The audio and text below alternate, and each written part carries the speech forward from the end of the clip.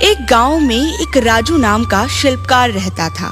वो अपने हाथों से अच्छी अच्छी मूर्तियां व कलाकृतियां बनाकर शहर में बेचा करता था, जिससे उसके घर का गुजारा चलता था।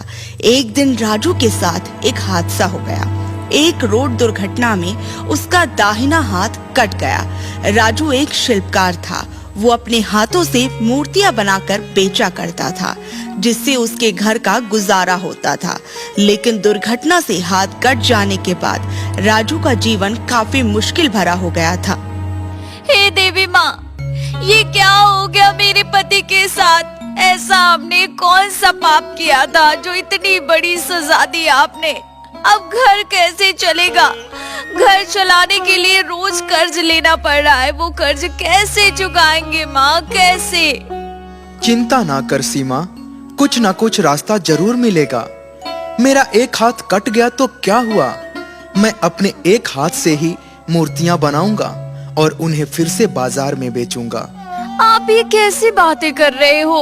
आपको पता है ना, आपका एक हाथ अब नहीं बचा है। आप एक हाथ से कैसे मूर्तियां बनाएंगे?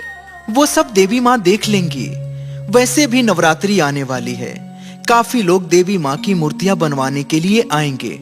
अगर मैं ऐसे ही घर में बैठ के इसका शौक मनाता रहा तो मैं कुछ नहीं कर पाऊंगा। मुझे वापस दुकान पर जाना होगा। राजू फिर से हिम्मत बांधकर अपनी दुकान पे चला जाता है। आज से ही मुझे वापस अपना काम शुरू करना होगा। नवरात्रि के आने में ज्यादा दिन नहीं बचे हैं। अगर एक भी मूर्ति बना दी तो कुछ हाथ में पैसे आ जाएंगे। ये सोचकर राजू मूर्ति बनाने बैठ जाता है, लेकिन उसके एक हाथ के कट जाने की वजह से उसे मूर्ति बनाने में काफी दिक्कत होने लगती है। एक हाथ से मूर्ति बनाना काफी मुश्किल होता है। वो मूर्ति बार बार बिगड़ती है। राजू उसे बार बार ठीक करता है, लेकिन मूर्ति अच्छे से नहीं बन पाती।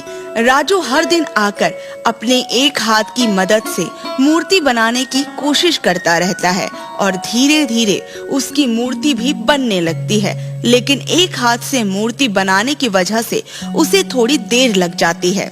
क्या हुआ जी? देवी माँ की मूर्ति अभी तक तैयार नहीं हुई?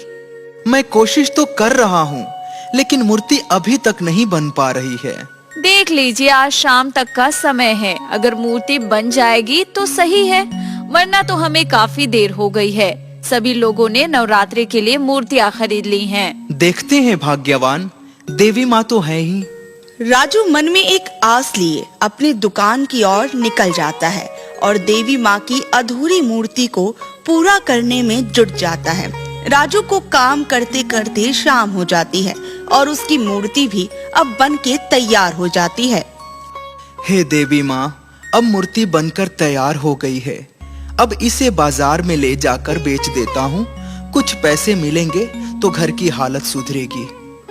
तभी वहाँ एक छोटी सी बच्ची राजू की दुकान में आ जाती है। सुनिए, क्या आप मुझे एक देवी माँ की मूर्ति दे देंगे? मैं इस नवरात्रि देवी माँ की स्थापना करना चाहती हूँ। तो अगर आप मुझे एक देवी माँ की मूर्ति दे देंगे तो आपका भला हो जाएगा। बेटा, ये मूर्ति बेचने के लिए है। मैं ऐसे आपको ये नहीं दे सकता। क्यों? मैं आपसे निवेदन करती हूँ, कृपया करके आप मुझे मूर्ति दे दें। मेरे पास पैसे नहीं है, पर मैं माता की स्थापना करना चाहती हूँ। अगर आप मेरे को ये मूर्ति दे देंगे तो मैं देवी माँ से कहूँगी कि वो आपकी सारी परेशानियाँ दूर कर दें। ये छोटी बच्ची इतनी आस लेकर मेरे पास आई है, मैं इसे खाली कैसे भेजूं? लेकिन मैं ये मूर्ति इस बच्ची को मुफ्त में दे दिया तो मेरे घर का गुजारा मुश्किल हो जाएगा। लेकिन इस बच्ची को ऐसे निराश भी नहीं कर सकता। यह भी तो देवी माँ का ही रूप है। छोड़ो, मेरी परेशानियां तो देवी माँ दूर कर ही देंगी। मैं इस बच्ची को ये मूर्ति दे देता हूँ। ये लो बेटा, तुम ही यह मूर्ति रख लो। मैं बेचने के लिए दूसरी बना लूंगा। उस बच्ची के हाथ में जैसे ही देवी माँ की मूर्ति जाती है, वैसे ही वो बच्ची अपना रूप बदलती है और देवी माँ के रूप में आ जाती है। राजू साक्षात देवी माँ को अपने सामने देख चकित रह जाता है। वो तुरंत ही देवी माँ के चरणों में गिर जाता है। हे माता, आपने इस तुच्छ मनुष्य को दर्शन देकर मेरा जीवन सफल कर दिया। उठो वत्स, मैं तुम्हारी भक्ति और सच्चाई से प्रसन्न हूँ कि कैसे तुमने मुश्किल घड़ी में भी मेरा नाम जपते रहे और कैसे तुमने बिना कोई फायदा देखे एक बच्चे की मदद की है। मैं तुमसे बहुत प्रसन्न हूँ। पुत्र, मैं तुम्हें एक वर देती हूँ कि तुम जिस मिट्टी को भी अपने हाथ से छुओगे वो मिट्टी जादुई मिट्टी बन जाएगी और तुम अपने मन में जो भी आकार बनाओगे वो मिट्टी अपने आप ही उस आकार की बन जाएगी, जिससे तुम्हें अपने इस हाथ से मूर्तियां नहीं बनानी पड़ेंगी। धन्यवाद माते। और हाँ पुत्र, इस शक्ति पर कभी घमंड मत करना। अगर तुम्हें कोई भी जरूरतमंद व्यक्ति दिखे तो उसकी सहायता अवश्य करना। ये बोलकर देवी माँ वहाँ से गायब हो जाती हैं। इस वरदान के मिल जाने के बाद राजू को मानो उसके दोनों हाथ मिल गए हों। वो रोज अपने हाथों से मिट्टी को छूता और उस जादुई मिट्टी को अपने मन मुताबिक आकार देता, जिससे उसे मूर्ति बनाने में अब कोई कष्ट नहीं होता। वो प्रतिदिन अनेकों मूर्तियाँ, ढांचे, कलाकृतियाँ अपने मन मुताबिक बनाता और उन्हें बाजार में बेचता। उसकी बनाई मूर्तियाँ इतनी आकर्षित और सुंदर होती थीं कि राजू की मूर्तियों को खरीदने के लिए लंबी लंबी लाइनें लगने लगी। दूर दूर के गांव से लोग आते और राजू की मूर्तियां खरीद कर ले जाते। देखते ही देखते देवी माँ के वरदान से राजू के दिन सुधर गए। राजू के सारे कर्जे भी खत्म हो गए। वह राजू की पत्नी सीमा भी अब खुश रहने लगी। अब राजू को किसी भी चीज की कमी नहीं थी। वो रोज अपने मन से सोच सोच कर जादुई मिट्टी से मूर्तियां बनाता और बेचता। एक दिन की बात है, एक व्यक्ति राजू के पास आया। राजू जी, क्या आप मेरी एक मदद करेंगे? जी बताइए। मैंने सुना है आपके पास एक चमत्कारी शक्ति है कि जो भी आप मन में सोचते हैं उसकी मूर्ति अपने आप बन जाती है। हाँ जी, वो तो है। क्या वह चमत्कारी शक्ति आप मुझे दे सकते हैं? देखिए, मना मत कीजिएगा।